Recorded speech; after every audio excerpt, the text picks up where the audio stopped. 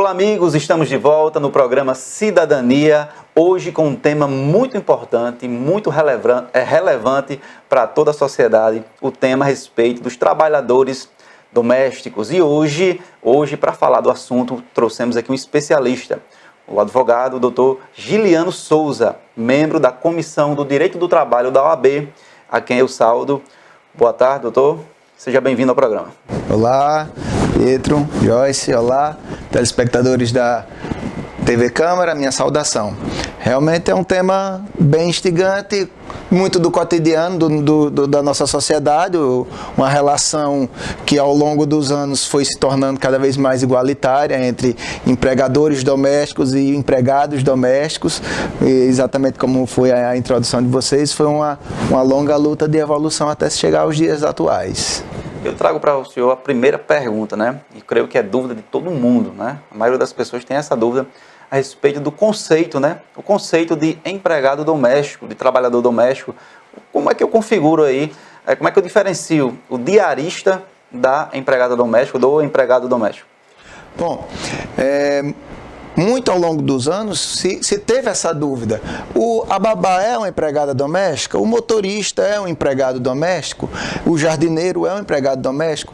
Então, ao longo dessas dúvidas e de toda essa celeuma que teve ao longo desses anos, a própria Lei Complementar 150, em seu artigo 1º, veio a definir o que seria o empregado doméstico. Ela trouxe o misto entre a definição de empregado trazido pela CLT e acrescentou especificações inerentes ao trabalho doméstico, que é exatamente aquele trabalhador que trabalha sob continuidade, onerosidade, subordinação, pessoalidade e remuneração e onerosidade. Então, esse trabalhador já é caracterizado como um empregado. Em específico, o empregado doméstico, ele tem que ter como empregador uma pessoa física ou família, e que essas características, essa prestação de serviço não ultrapasse 2 dias. Isso era uma preocupação que ao longo dos anos também se chegou a ter muita discussão no direito do trabalho. Uma pessoa que trabalhava até 3 vezes por semana era empregado? Existia a continuidade ou não eventualidade, como é chamado no direito do trabalho? Então, para se regulamentar, para se definir especificamente essa dúvida que sempre existiu e que sempre foi levada ao judiciário, então definiu-se que aquela pessoa que trabalha acima de 2 dias, ela tem vínculo empregatício. Em via de consequência, faltando um desses requisitos, em especial o quesito de frequência, ou seja, aquele acima dos 2 dias, pode-se caracterizar aquele trabalhador como um diarista. Deixa eu dar um exemplo aqui para possa ficar mais claro para o pessoal que nos assiste. Vamos imaginar a seguinte situação. Eu tenho uma família lá, composta pela mulher, o homem, o filho e tal, em uma residência, e lá tem uma empregada doméstica. Porém, no decorrer do trabalho dela, essa patroa, ou patrão, né, ele convida a empregada doméstica para fazer alguns trabalhos, como, por exemplo, ajudar na fabricação de bolos que vão ser vendidos, né? Ou seja, ela faz o trabalho doméstico e também ajuda na empresa, né, na empresa lá de bolos da patroa. Então, isso aí descaracteriza aí a relação da empregada doméstica ou não? Com certeza. A partir do momento em que há o desvio das atribuições inerentes a serviços domésticos, que muito bem foi explanado por vocês, ou seja, cuidar do lar, da residência, cuidar de filhos, cuidar de idosos, cuidar dos próprios jardins. A partir do momento que cria-se um vínculo comercial, ela deixa de ser regida pela legislação dos empregados domésticos e passará a ser regida pela própria CLT.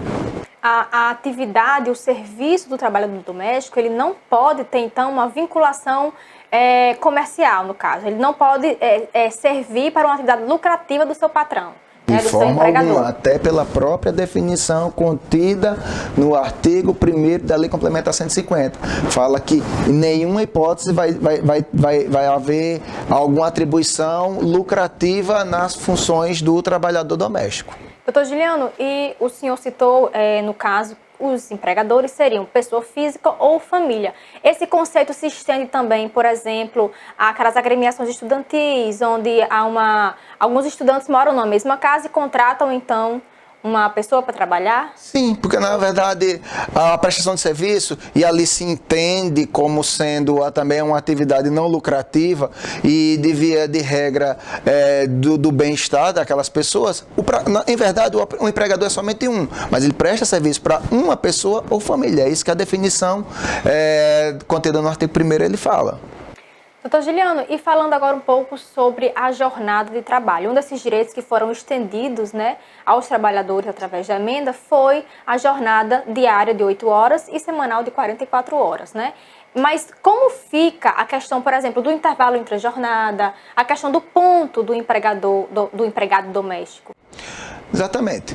A partir da emenda constitucional, ela veio a trazer ao empregado o direito da sua jornada devidamente regulamentada e igualou ao trabalhador chamado seletista. Ou seja, o trabalhador doméstico, igualmente a qualquer outro trabalhador, ele deve trabalhar em regime de 8 horas diárias, 44 horas semanais.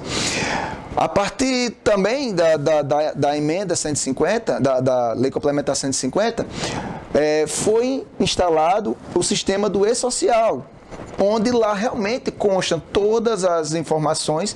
É um sistema extremamente autoexplicativo e puxado realmente para a simplicidade do empregador, para alimentar o sistema com as informações ali constantes. E ali, inclusive, pode ser impresso a folha de ponto, onde o empregado ele irá apontar sua jornada efetiva naqueles controles de jornada. Inclusive, a eles também é dado o direito do intervalo intra-jornada, que seria o famoso intervalo de almoço e alimentação, onde ele vai tirar no mínimo 1 hora até 2 horas. Há uma peculiaridade que veio desde 2015 na Lei Complementar, que até a reforma trabalhista trouxe, que é a possibilidade de, como um acordo escrito, esse intervalo ser reduzido a 30 minutos. Então, ao trabalhador doméstico, hoje, com relação à jornada de trabalho e intervalos em geral, ele está igualado ao trabalhador chamado seletista. Tranquilo. É bem esclarecedor, né? E assim, com relação, a nossa Constituição, ela veda o trabalho para maiores de 18 anos, salvo na condição de aprendiz, né? A partir dos 16. Isso aí também se estende aos trabalhadores domésticos? De forma alguma, de forma alguma. É terminantemente proibido, até na condição de aprendiz, ao trabalho do menor de 18 anos como empregado doméstico. Então, na condição de aprendiz, ninguém pode ser admitido nas funções inerentes ao trabalho doméstico. Não. É bom que fique bem claro, porque uma das alterações justamente veio, né, da emenda 72, veio proibindo o trabalho noturno, insalubre, mas é bem mais amplo que isso, né? Porque para qualquer pessoa acima de 14 anos até os 18 não pode exercer trabalho doméstico. Que inclusive na emenda 150 prevê o trabalho noturno. Foi algo que foi regulamentado. A Lei Complementar 150 ela faz a previsão, inclusive também extraído da CLT, dizendo que aquele trabalho exercido após as 22 horas será remunerado com um acréscimo de 20% e a hora será contabilizada em 52 minutos e 30 segundos. Eu creio que isso aconteça muito com relação a idoso, né? Trabalho com relação a idoso, né? E aí eu pergunto, há a possibilidade desse trabalho noturno, dessas pessoas que cuidam de idosos, enfim, ser feito através de uma escala de trabalho? Sim, a lei complementar também trouxe a possibilidade, mediante um acordo escrito entre as partes, de haver um trabalho uma jornada de trabalho estendida de 12 por 36, assim entendida, 12 horas de trabalho ininterrupto, com 36 horas de repouso e de intervalo. Tranquilo. Doutor Giliano, e a respeito justamente dessas pessoas que dormem no trabalho, como babás, cuidadores de idosos, qual a diferença desse tipo de relação contratual com os demais que, por exemplo, cumprem a sua jornada de 8 horas diárias e vão para as suas casas? Via de regra, não há diferença entre esses trabalhadores. Ambos são trabalhadores domésticos. O que vai exatamente diferenciar de, por exemplo, da empregada doméstica clássica, que é aquela secretária do lar, que faz o café da manhã, que limpa a casa, é exatamente com relação à jornada de trabalho. Então, mediante a adequação com a folha de ponto, com a questão da jornada de 12 por 36, eles são inseridos numa nova realidade e assim eles, em regra, são regidos por essa mesma legislação e continuam sendo trabalhadores domésticos. Obviamente, havendo as devidas extrapolações, há o correspondente onerosação do empregador, que deve arcar com ou o pagamento das horas extras ou a compensação em folgas. Tranquilo.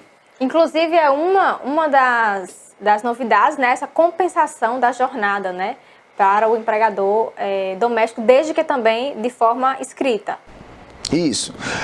É possível, mediante também o acordo escrito, aquela compensação de jornada, onde a partir do momento em que o trabalhador faz os apontamentos e é constatado uma extrapolação da jornada, ele pode compensar. Há uma peculiaridade diferente do banco de horas que é regido, que é previsto na CLT, é que pelo menos com relação ao empregado doméstico, essa compensação tem que ser no dia seguinte. Então, é possível mediante... Hoje eu trabalhei até 10 horas da noite, ou seja, fiz 3 horas extras. Então, a partir do outro dia, ou ela vai começar mais tarde, ou ela vai terminar mais cedo. Bom, vamos fazer um intervalo, né? Vamos dar um breve intervalo, né? Daqui a pouco a gente volta com mais cidadania para você.